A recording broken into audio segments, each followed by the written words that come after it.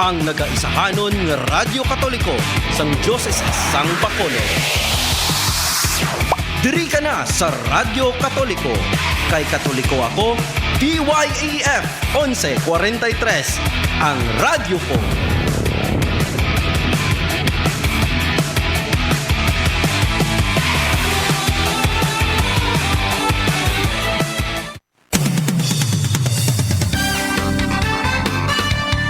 Ang simbahan may moral nga obligasyon nga tamdon ang mga isyu sosyal nga nagatublag sa iya mga tumulo. Mga isyu sang kubos nga sama-sami hindi mabatian kag mahatagan sang igdalupangon. Sa sininga kahimtangan, ang simbahan amo ang mangin tingog sang kubos kag mangin instrumento para mapalabot sa mga natungdan kag mga ahensya sang gobyerno ang problema sang katilingban. Nagahatag sang mga pagtulunan sa mga tumulo sa ila katungdanan bilang mga binunyagan nga mangin instrumento kag mangin tingog sang kubos para sa pagbag-o sang katilingban. Amo ini ang sadsadan sang aton programa Tingog sang Kubos. Kag karon, yari ang inyo mga alagad.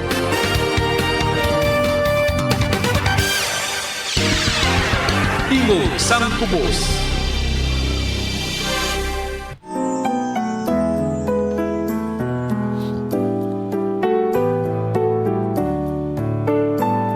Hanggat may isang nagugutom, hanggat may isang nauuhaw. Mayong aga sa aton mga kauturan. Welcome sa aton programa Tingog sang Kubos nga ginadala sa inyo sang Caritas Bacolod Social Action Foundation. At mayroong naaalipin. Kamusta na ang aton nga mga kauturan all over the Diocese of Bacolod kag sa malabutan sang sining Maragwagan, DYAF 1143 CMN Bacolod. Tayo ay mayroong misyon. Sa gihapon, mga ka-AF, ini ang inyo alagad Raymond Pandandoyan. Ari kita subong sa June 5, Friday nga adlaw sang aton nga pagpangalagad. Of course, diri lamang babatian ang panindugan sa aton simbahan bahin sa mga isyu nga nagaluntad sa aton komunidad. Nagkasakit. Hindi naton man kaupod ang aton iyang direktor, no, kay ti may importante pa nga hilikoton, but nevertheless mga ka-AF padayo kita gyapon sa pagdala sa inyo sa mga isyu kag topiko nga kung sa diin nagaapektar sa pagpangabuhi isang tagsa-tagsa ka Kristiyano, and at the same time diri lamang mabatian sa aton nga programa ang panindugan sang aton nga simbahan. Katarungan. May mga pila ka kita karon na lokal kag mga national iya nga mga issue kapadalon. Stay tuned lang mga ka-AF, no? Diri iya sa aton nga programa, and don't forget to like and share sa aton iya nga Facebook page, no? Diri sa DYAF sa comment section, no? Mag-comment dira karon, no, kay aton ina pagbasaon. Sa inyo sa aton lang comment section, pwede nyo man nga ibutang kung diin kamo iya nga lugar para mabalaan naton kag matlamyaw man ang inyo dira mga relatives o kon mga kaopdanan sa community. Sige mga ka-AF, sa liwat, no, hindi kita siguro palayagid sang isa ka oras kag tunga kay tungod may ara kita si importante nga ginahikot, no, subong iya sa aton nga opisina, in particular na, no, sa aton nga deliberation sa mga nag-apply iya sa Wyslep scholarship program sang Caritas Bacolod Social Action in partnership with Caritas Manila, no. That is why nga sang sininga si Manao medyo daw masako-sako kag madamo-damo kita sa hilikoton kay maara pakita nga ginpatigayon sa pila iya ka mga interviews. Tisbong deliberation, no, ginatalakay, no, ang mga nag-apply, no, ilang nga mga requirements, and at the same time ang pila iya ka mga recommendation, no, kag dira may mahibaluan kun bala no mabaton, no, ang isa ka applicant, no, sa aton iya scholarship program. Dugangan lang nato na karon na, no, mga ka-EF. But before that, good morning anay sa liwat sa aton iya mga viewers kag listeners, particular na dira sa may barangay Malingin, no, dira gali sa may barangay Handumanan. Maayong agada no kay kanay nung runin no sa iya kapihan. Good morning gid. Thank you sa pagmonitor kapag upod diri sa aton iya nga programa. And at the same time dira sa may zone 12 no. Maayong aga lang sa mga Aquino family nga nagapamati man diri iya sa aton nga programa. Kag subong man gali ang aton iya nga mga listeners sa may Punta Taytay and Sumag. Good morning. Na of course no, sa kay Nanay Bibida mayong agada dira iya sa may barangay Paggaas, Hinigaran. Pagpapala at Ang aton dira gali mga community health worker nga nagamonitor man dira iya sa John Paul II Tower Wellness Center. Good morning no. Good morning gid no. Like and share liwat sa aton iya nga Facebook page. But before kita mag-proceed sa pila naton ka mga talakayan mga ka-AF as usual no maghahatag kita anay sang aton iya gospel reading of the day.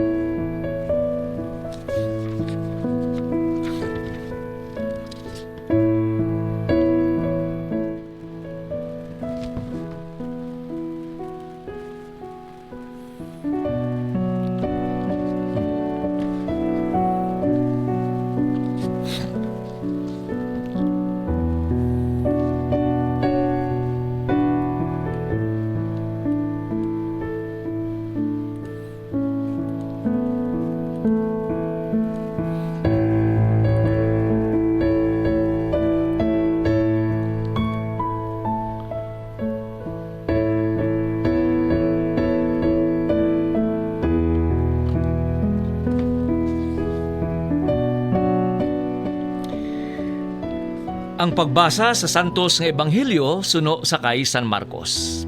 Sang nagapanudlo sa Jesus sa templo, nagpamangkot siya. Paano bala ang pagsiling sang manunudlo sang kasuguan nga ang Kristo magagikan sa kaliwat ni David? Kaya ang Espiritu Santo nagbugna kay David sa pagsiling. Ang Ginoo nagsiling sa akon, lingkod ka diri sa akon tuo, tubtob nga mabutang ko ang imo kaaway sa idalom sang imo mga tiil. Karon paano bala ang pagkahimo nga Kristo kaliwat ni David kung si David mismo nagtawag sa iya nga Ginoo. Ang Ebanghelyo sang Ginoo. Dayawon ka o Ginoong Hesukristo.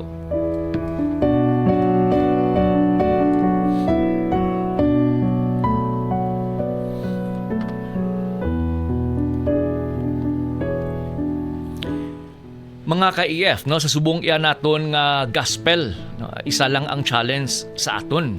No? Sa aton bala nga agyatong nga beyond conventional expectation sa kay Ginoong Hesukristo. No? By asking no, nga ang Messiah can be both David's son and David's Lord. Dirigin pakita no gin-reveal ni Jesus no, nga ang he is not just an earthly king. No, hindi siya lamang no, hari diri sa kalibutan but a divine son. No. Kag of course diri man gina-invite kita nga sa pag-recognize no, kay Jesus Christ as a true majesty sa adlaw-adlaw naton nga pagpangabuhi. No. Look beyond the surface but silingon mga ka-EF, palapado naton no, ang aton iya nga pananawan diri sa kalibutan. Si Jesus is Lord by having David sa pagtawag no, bilang descendants of Lord. No, amo ning mga pila ka ginalantaw naton diri no. At the same time diri man naton makita siguro mga ka-EF no, particular na no.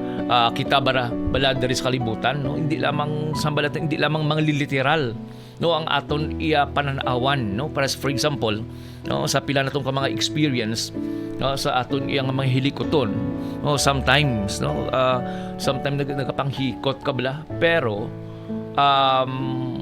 may ara ka no ginalantaw beyond sa imo nga pagbulig sa tao no, nga gusto kaya manukot or may ara ka bala sa gina-expect nga batunon, no? Ti amo na permi, no, kita sa simbahan, no? Kita sa social action center, no? Permi kita gina-remind, no, sa sinimhalang balanon nga serve, no, with all your heart, no, mga pagserbisyo kita. Kaya nga itong pagserbisyo hindi niya para sa aton kaugalingon kundi sa kay Ginoong Hesus Kristo, no? So diri ko naton makita mga KEF, particular na ang aton iyang gospel, no? Always gina remind kita permi, no, nga hindi lang, no, pagtrataro naton nga si Jesus, no, bilang earthly, no, or kita mismo hindi nato pagtrataron, no, nga mas labaw pa ang pangkalibutanon nga material nga bagay kung ikumpara naton kay Ginoong Hesukristo. Tingog sang Kubos.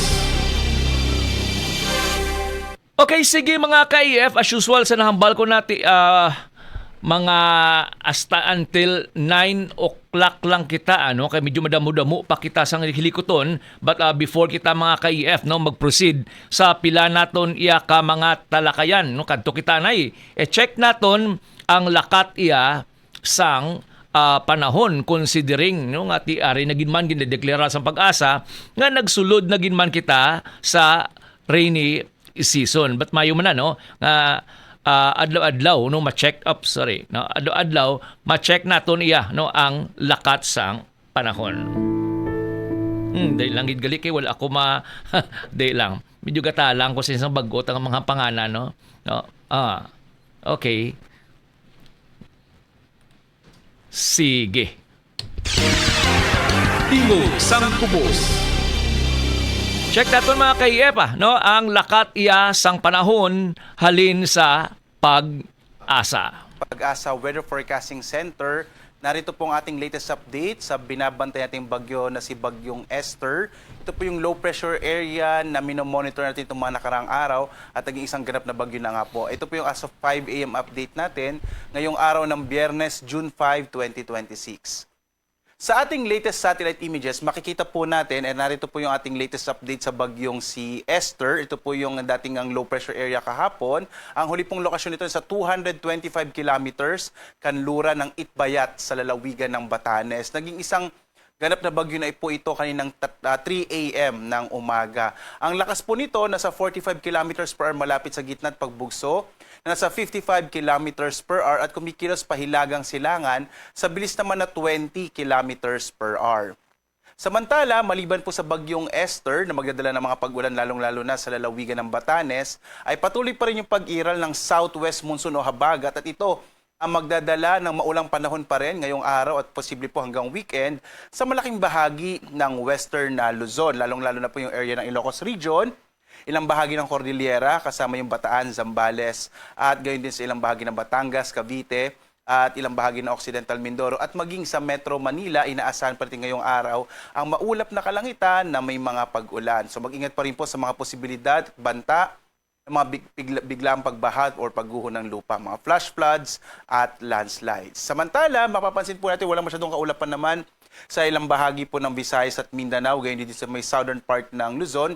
Inaasahan po natin sa nalalabing bahagi nating bansa generally fair weather, pero po posible pa rin yung mga localized rain showers and thunderstorms sa dakong hapon hanggang sa gabi. Minsan po meron din tayong mga thunderstorms sa madaling araw.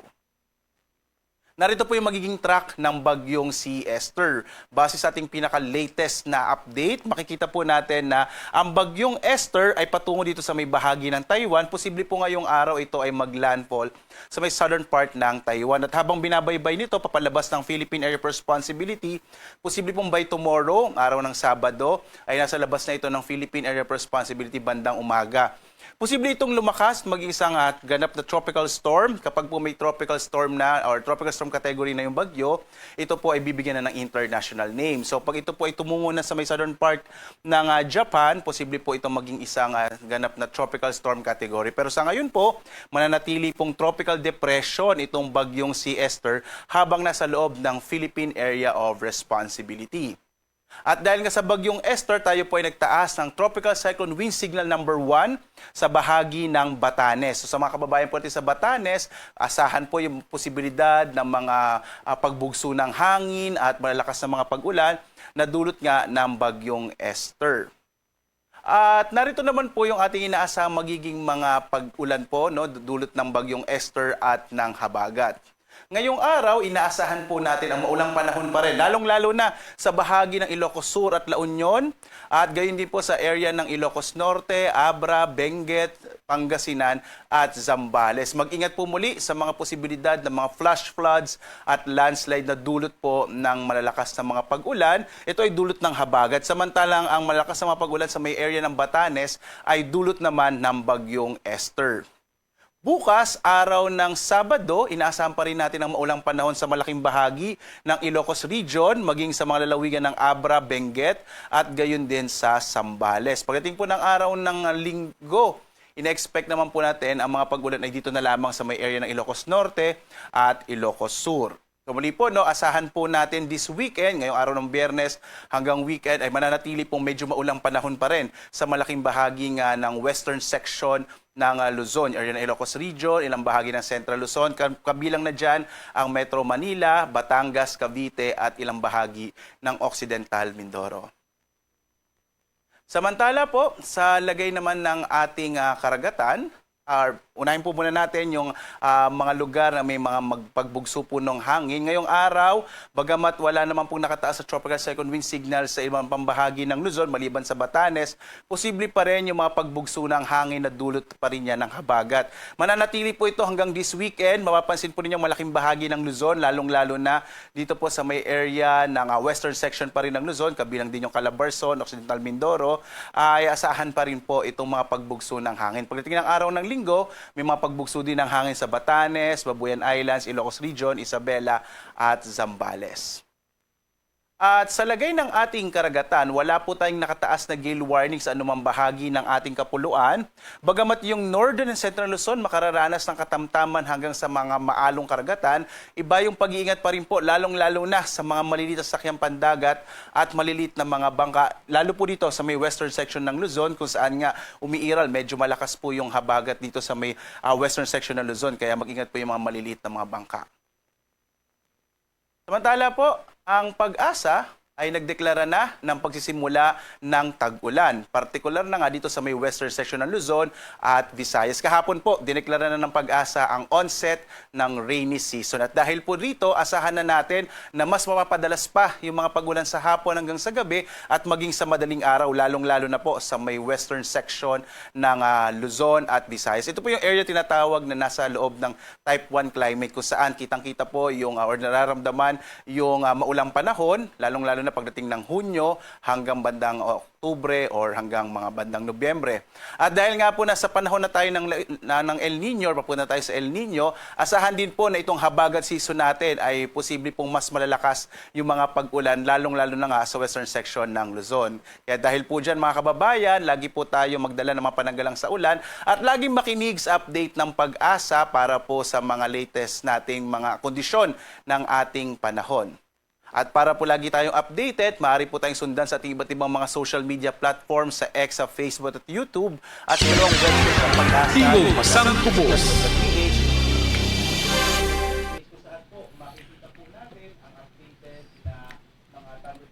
Okay, sige mga ka-AF. So muna yan to, ano? Araan kita, onset rainy season. Kung babatsagan na naton, anyway, kung makita naton sa pila iyak mga balita nga nagagwa, digto gani sa may Cagayan de Oro, no? Yakwan pa lang ulan-ulan pa lang, bag-o pa lang ni nagtupa ang ulan-ulan, pero may mga portion na nga gabi na digto iya sa may Mindanao. Okay? So halong gid kita mga ka-AF, hindi lamang siguro bantayan nato ang pagsulod sang onset rainy season nga ginatawag, bantayan naman natin ang pagkambyo sang klima kay daw kadamo subong sang aton na obserbahan nga nagalasiburo. No? Kadamo sang nagareklamo subong nga nagasalakit ang ilang mga tutunlan, no? Nagahingo-hingo, no? Probably may sa pagkambyo sang panahon no, from grabe nga extreme heat o kontig ilinit iya nga aton nga nagabatyagan ti subong nagkambyo ang klima sige iya inulan ulan subong mga KF. So halonggid no, pabaskogon naton no ang aton iyang immune system ti magkaon sang mga masustansya nga pagkaon kan permiutan no, mga calamansi juice no nga full of vitamin C no para mapabakod naton ang aton nga immune system and at the same time hindi magkalipat mag-exercise no, or mag-walking no. Kinanglan may mga activity kita para iya mapabakod ang aton nga immune system. Tingog sang Kubos. Mga ka-EF, no, before kita iya mag-proceed, tigin check naton bala, particular na no ang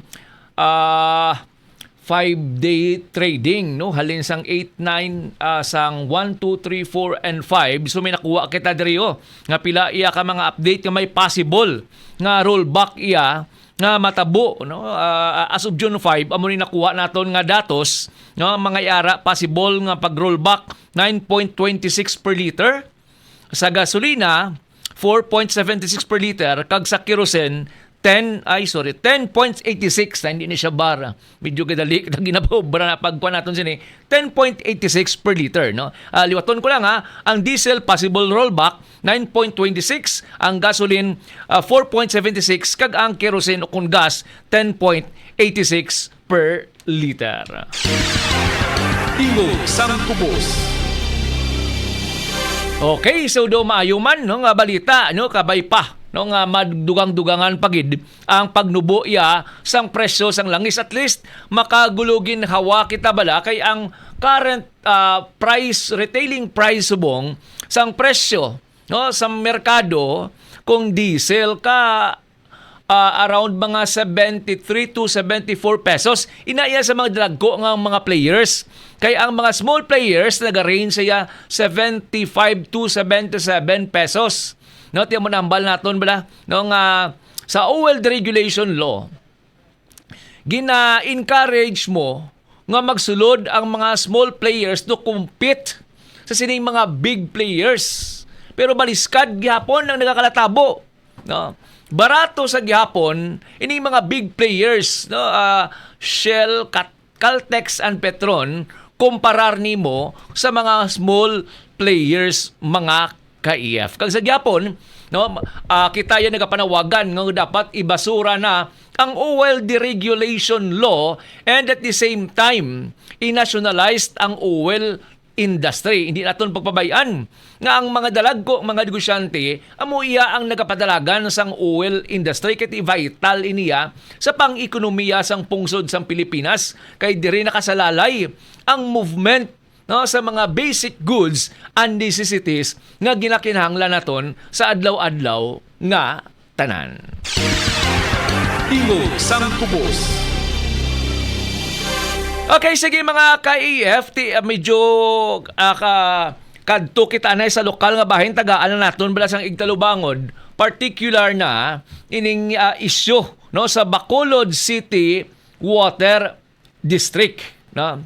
Sa Bacolod Water District nga kung sa diin nagwa naman ang balita no? May balita mga ka-AF nga ang non-revenue water no? Non-revenue water mga ka-AF no? Di na to dahil lang non-revenue water but silingon ining gakatagas bala gakausik nga tubig halin sa mga tubo sang prime water Basiwa. Grabe no, nagalabot iya mga 40 million liters mo sang tubig ang nagakauyang kada adlaw diri sa syudad sang Bacolod. Tingog sang Kubos. Si Basiwa, actually ang Basiwa ni napagwa no, sang datos since nga pagsulod ni prime water ang non-revenue water, mga ka-EF, wala masulbar, nagdugang pagid. No? Nagdako pagid ang percentage nga usik sang tubig. Now, going back sa ginapabugal sang nagligad no, sang Bacolod City Water District during the time nga managsulod sila iya sa joint venture agreement nga ang Prime Water o kung si Prime Water saya no, ang makasulbar sang problema, maka-improve sang water services including ang pag-address sang non-revenue water kay may kapital. Damo ko ng kwarta mo. Ti ma-invest millions or billions si Prime Water para mapamaayo ang serbisyo. Amo ni ang promisa. Hindi lamang ni Prime Water, promisa sa duanay ni Attorney Lorindo Dilag, promisa sa duanay ni former Board of Director, former General Manager sa Basiwa, Muna Dia Harden, kag iban pa nga mga Board of Directors, including ang mga sadtuanay engineers nga wala na dira subong sa Bacolod City Water District. Tingog sang Kubos. Amo ni ang ilang nga promisa sa pagsulod sa joint venture agreement, and it so happened mga ka-AF, kung di ko magsala 2004 o 2000 sorry mga 2020 di pila ka tuig, 5 ka tuig more or less nga pagpadalagan sang Prime Water wala sa gihapon masulbar, naglala pagid mga ka-AF. Tingog sang Kubos. So muna panawagan sang amlig tubig no, nga dapat i-resend na ang contract, inulify na ang contract kag ibalik sa Bacolod City Water District ang pagpadalagan sang basic services diri sa syudad sa Bacolod katulad sang tubig. O ibalik na sa gobyerno. Kay kung magproblema, din ka dalagan ng tao. Din ka reklamo. Sino ang nagasto? Kita magyapon nga mga taxpayers. So why not nga ibalik ang pagpadalagan sa gobyerno kag ang ginpahalin nyo to bala? No. Nga mga 59 ka mga empleyado, ibalik nyo na sa Basiwa. Kag ihatag nyo na ang nagakaigo nga mga remuneration suno sa mando sang Civil Service Commission. Tingog sang Kubos. Kitaya, no? Kitaya nga nagaantos, tiwai man na iya sang galapulungko nga politiko nga sa poder, wai man na iya, no? Sa tuanay, no? Kag subong I think dora pa si Attorney Lorindo Dilag. Kay hindi man sila siguro apektado, kay pwede man lang sila makapangita, no? Sa mga hotel, makatiner sa mga maayo nga mga balay nga bugana yang tubig. Ti kitaya, no? No, gaantos kita iya sa sininimuan sang mga nagligad nga mga board of directors paagi sa pagsulod sa joint venture agreement promising nga maayo ang serbisyo ni Prime Water. Okay? So sige mga ka-IF, i-try naton sa daso nato nga pagpangalagad nga ma-interview naton taga-amlig tubig kung nanuya ang ila panugdaong pananaawan sini, nga 40 million liters per day ang nagakausik na maglagaw ka din sa Bacolod. No? Damo-damo sang nagatalubod. Tingala ka, basa ang dala na, ahay, kay gali. No? Nagalik na ang tubo. Huwag yapon makayo. May-ari din sa may dunya Juliana, Adlaw dira ko gagi, ginasag-obyo sa makabataan mong kay nagailig lang sa kilid sang kalog. Tingog Sige sang mga Kubos. ka-IF, mata kita na isang pilaya ka mga pahnumdom, then kadto kita sa nasyonal laton nga mga talakayan. DYAF 1143 CMN Bacolod, ang nagaisahanon nga Radyo Katoliko sang Diocese sang Bacolod. Diri ka na sa Radyo Katoliko. Kay Katoliko ako, DYAF 1143, ang radyo ko.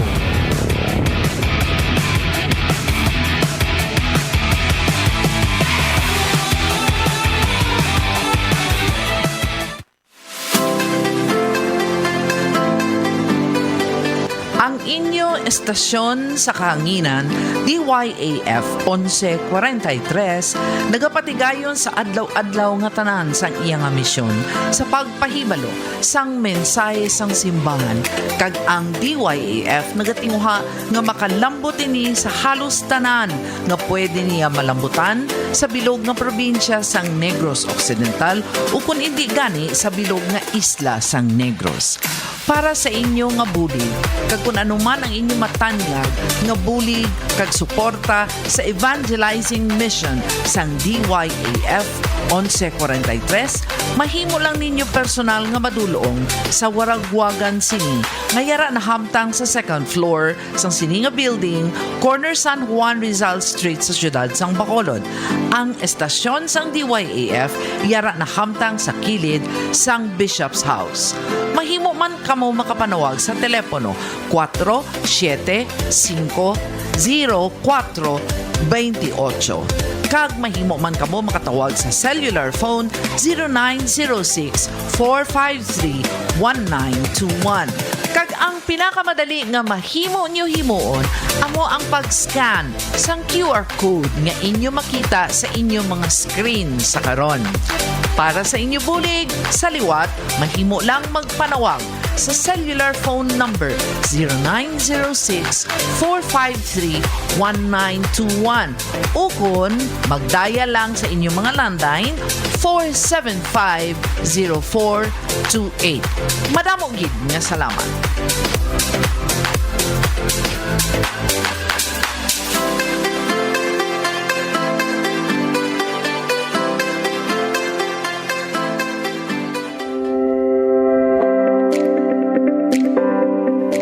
Sang Kubos, magapalayag sa kahanginan, alas 9 sang aga hasta alas 10 sang aga, Lunes, Miyerkules kag Biyernes, inidala sang Caritas Bacolod Social Action Center. Magabulig sa mga kubos kag sa paghatag igtalupangod sa sosyedad. Ini ginapangunahan nanday Sir Raymond Pandanduyan kag Reverend Father Julius Espinosa. Alas 9 sang aga hasta alas 10 sang aga, Lunes, Miyerkules kag Biyernes. Tingog sang Kubos.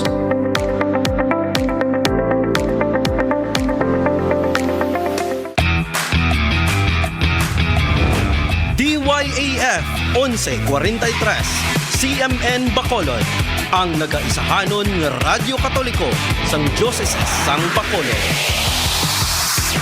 Diri ka na sa Radyo Katoliko. Kay Katoliko ako, DYAF 1143, ang radyo ko.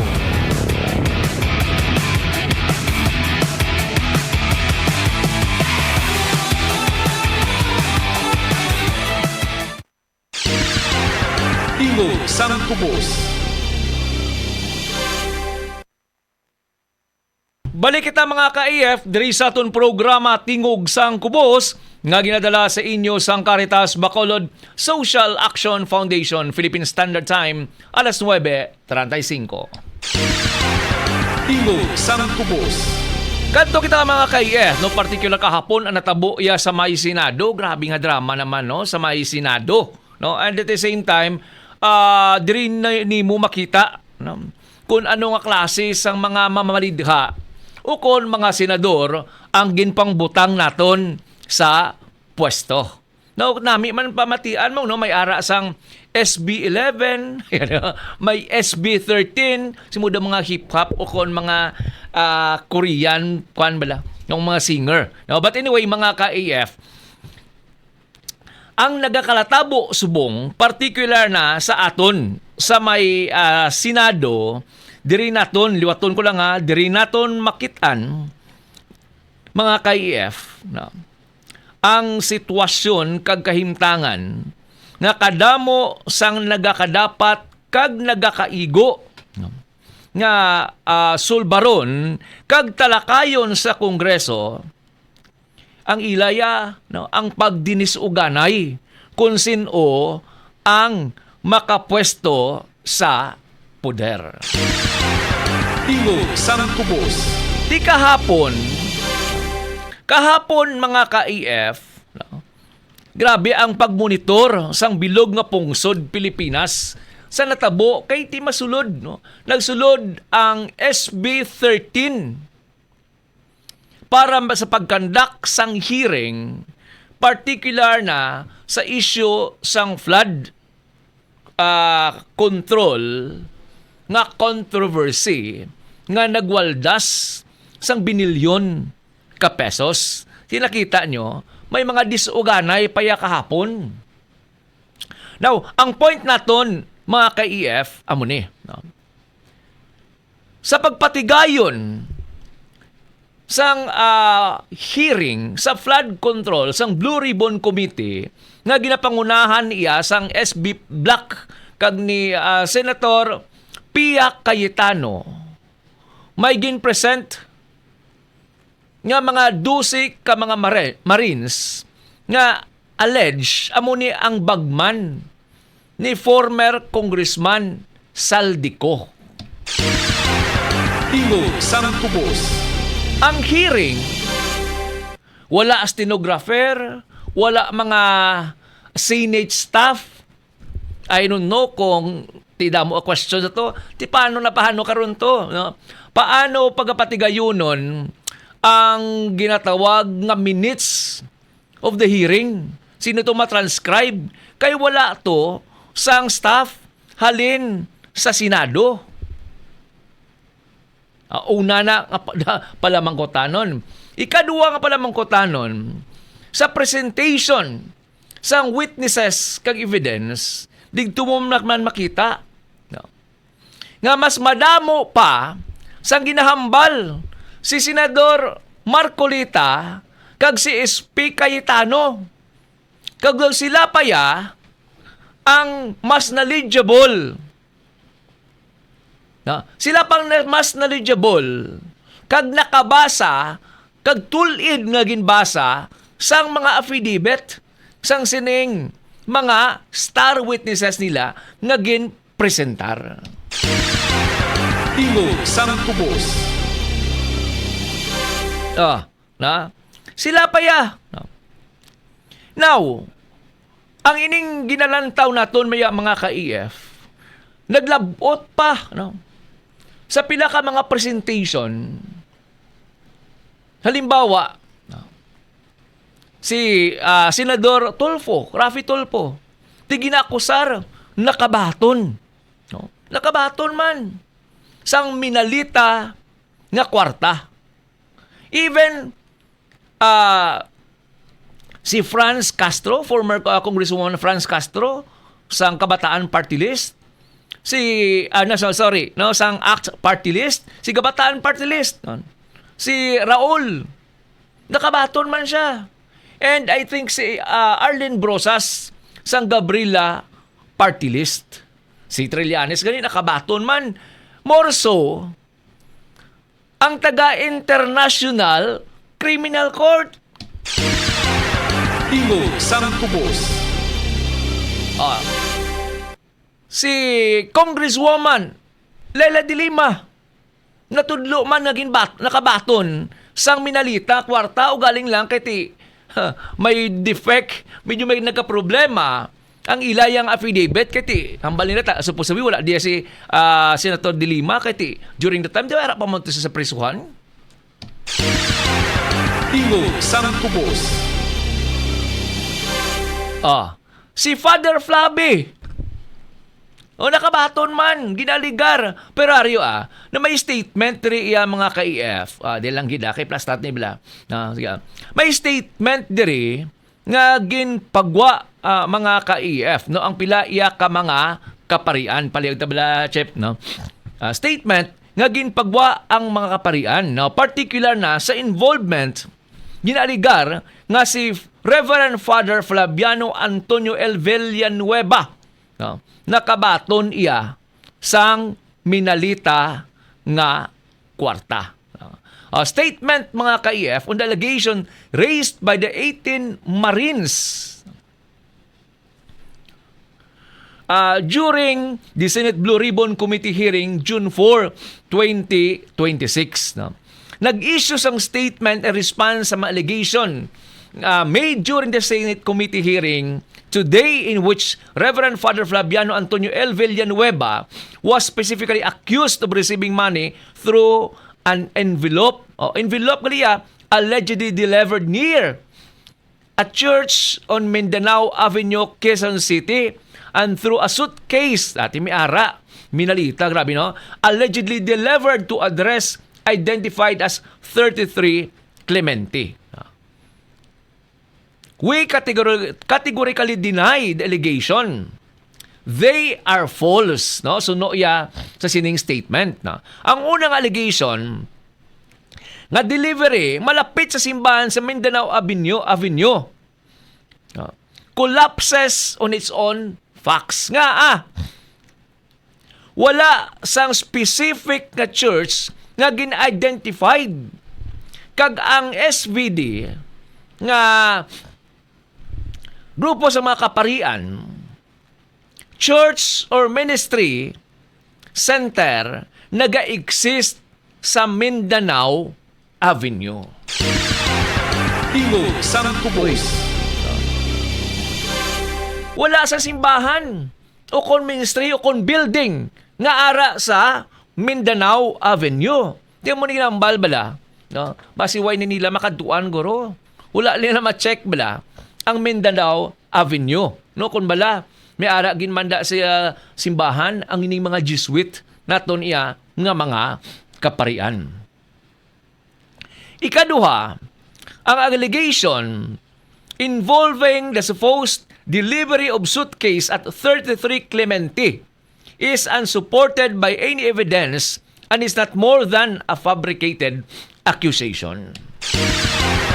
Tingog sang Kubos. Ang ining allegation merely false. They are malicious, defamatory, and grave injustice against sa isa ka pari who was devoted sang iya kabuhi in serving the poor, accompanying AGK victims and the families, and defending the dignity of those whose voices are often unheard. Tingog sang Now, Kubos. sa sining nga statement, mga ka-IF, di makaduluda. No? Nga si Father Flavi, amo ini siya ang nagsapupo sang pamilya sa mga biktima sang extrajudicial killing sadtong sa kapanahunan ni former President Rodrigo Duterte nga to subong na preso iya sa International Criminal Court. Tingog sang Kubos. Kung lang tawon nimo, kung nga gin-implicate si Father Flavi, no? Father Flavi ni siyang panawag sa iya, sa sining pagpanagtaganay allegedly sang kwarta, ang sala lang yan ni Father Flavi, kung kano, no? Ginsapupuya ang mga biktima sang pamilya sa mga biktima sang extrajudicial killings. Tingog sang Kubos. Amo na lang ya. No? Amo na lang sala ni Father Flavi kung ng tawon mo. Pero sa matudtuod lang, kita simbahan, sala bala ang pagtibong kag pagdipinsa sa dignidad sang tao.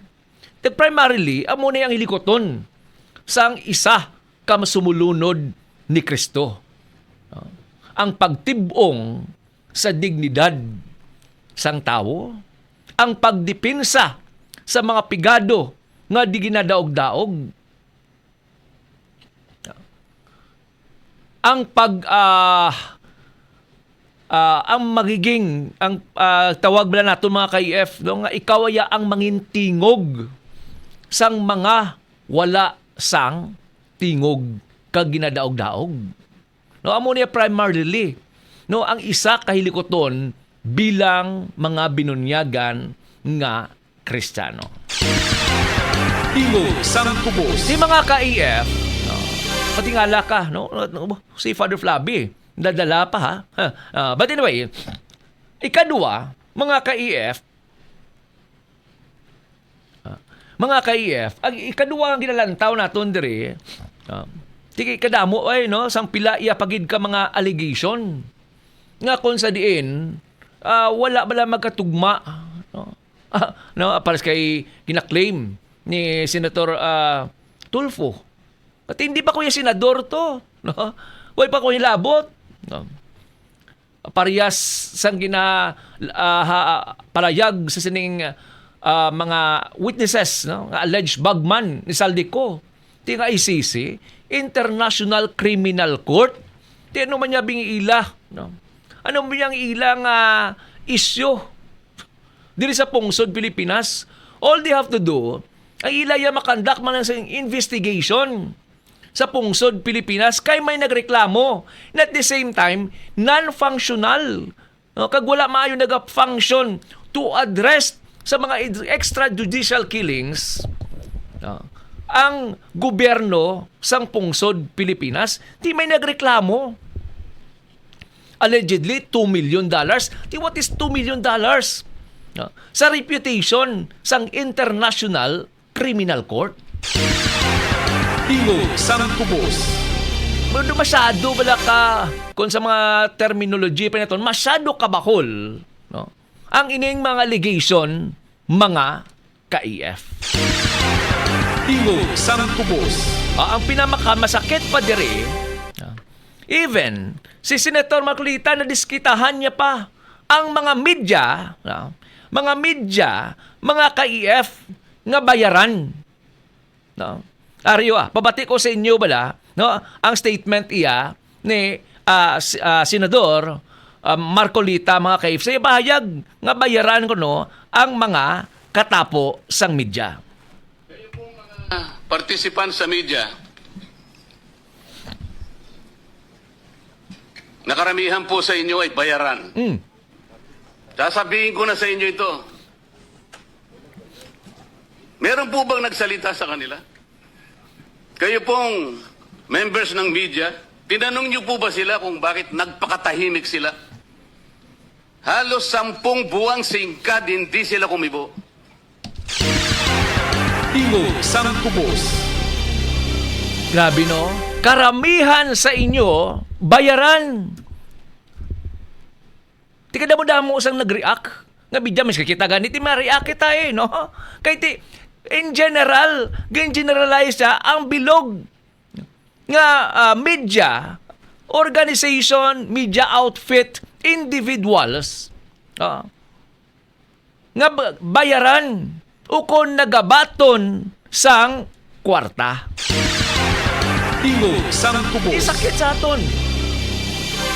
Sa mga kapda naton nga mga media nga straightforward nga nagatrabaho iya para sa pagdala sang balita, pag-edukar sa mga aton mga viewers, aton nga mga listeners, mapalabot sila ang matudtuod nga nakalatabo sa sulod sang Senado. Di ako saron mo ya nga bayaran. Tingog sang kubos. Dumduman ko na mo, no? May mga nadumduman ko nga mga hitabo, no, sa duanay sa kapanahunan, no, ni PPRD, no, former President Rodrigo Duterte, nga ginapangakusar man mga media. Sinong nag-akusar? Ang mga vlogger, no?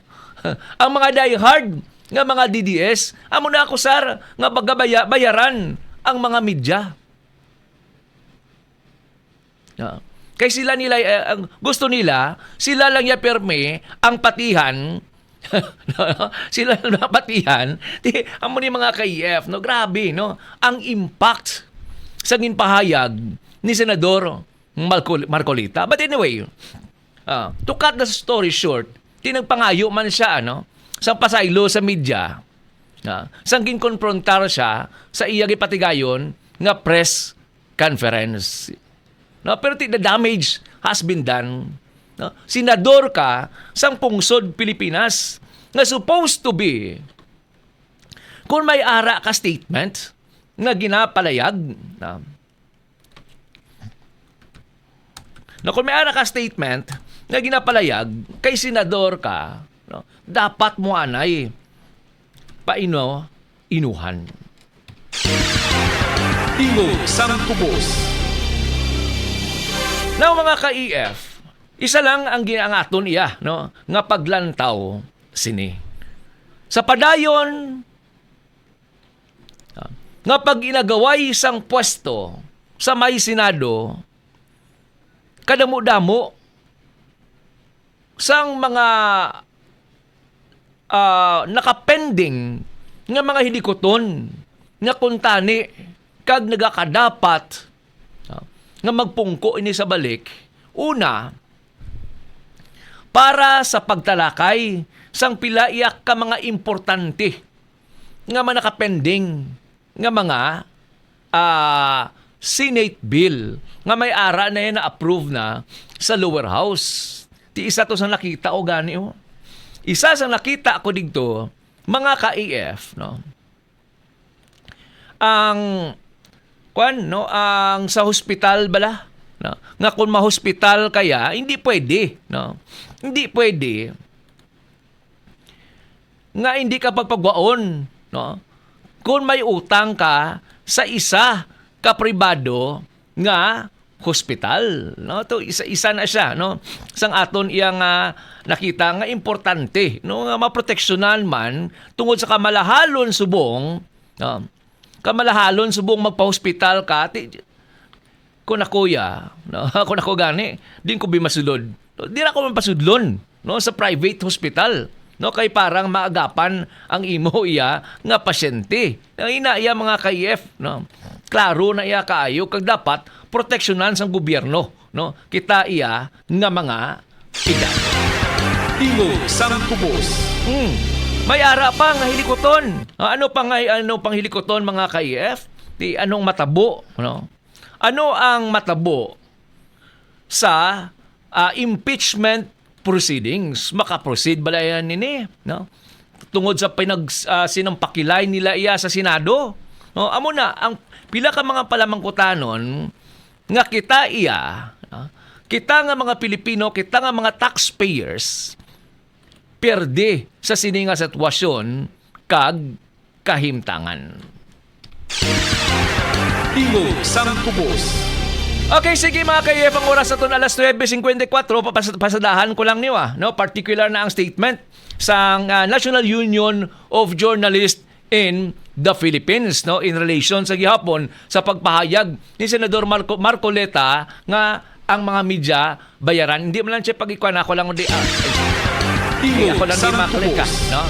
Okay, no, amo ni ila statement, no? Ang National Union of Journalists of the Philippines nagaupod, no, sa bilog iya nga mga colleagues covering the Senate in condemning Senator Rodante Marcoleta attacks on Philippine media, no? Marcoleta, during a Blue Ribbon Committee hearing, accused members of the media being paid hacks and claimed that the journalist failed to question the move of the new majority to cancel a hearing on the flood control corruption scandal. Marcoleta's tirade are clear attempt to undermine the public trust in the media amid the coverage of intensifying rift between two political camps. Journalists ferret out the truth and convey it to the public. This includes asking questions to how whoever needs to be held accountable. Our colleagues in the Senate have been doing exactly what they ought to do. Amo niya mapagpahayag sang NUJP. Portraying the media as partisan only means to distract the public. Ginaliko mo bala ang istorya kag ang matudtuod nga isyu. Distract the public from real issues that should be put into light. Allegation of corruption heralds against either side must be investigated. Journalism loyalty is to the people, not to any partisan group with vested interest. Tiyan mo na maya mga ka-IF, no? Ang panindugan sang NUGP. Tingog sang Kubos. So, amo na mga ka-IF, balik-balikan tani bala ng mga sitwasyon kahimtangan. Ari tayo mong ika-fourth estate kita, no? Kung hindi maka-function ang gobyerno, hindi maka-function ang Senado, hindi maka-function ang lower house, din kita kakadto sa fourth estate para i-expose naton. No?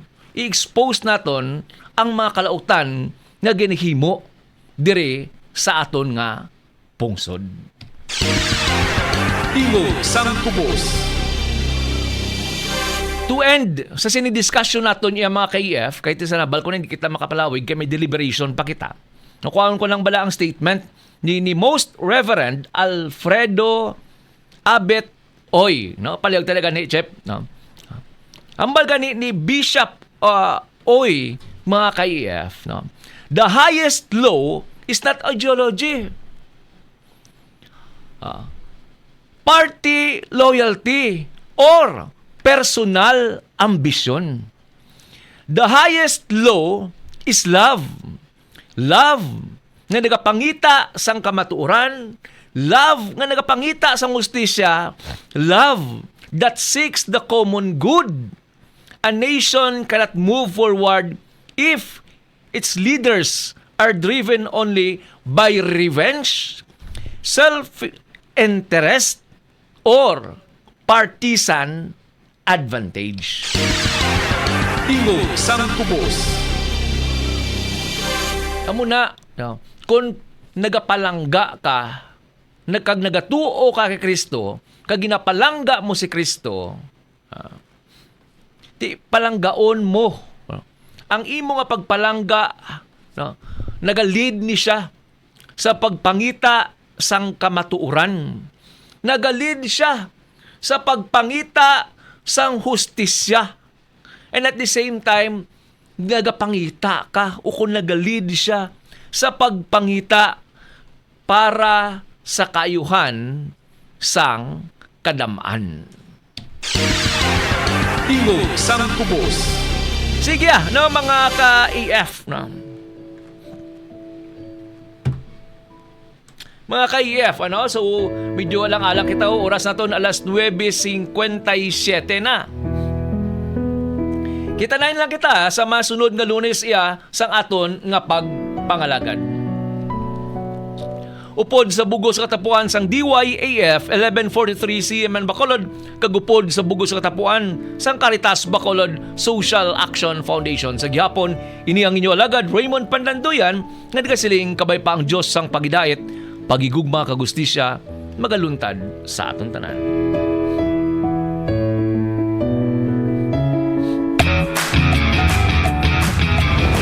DYAF 1143 CMN Bacolod, ang nagaisahanon nga Radyo Katoliko sang Diocese sang Bacolod. Diri ka na sa Radyo Katoliko. Kay Katoliko ako, DYAF 1143, ang radyo ko.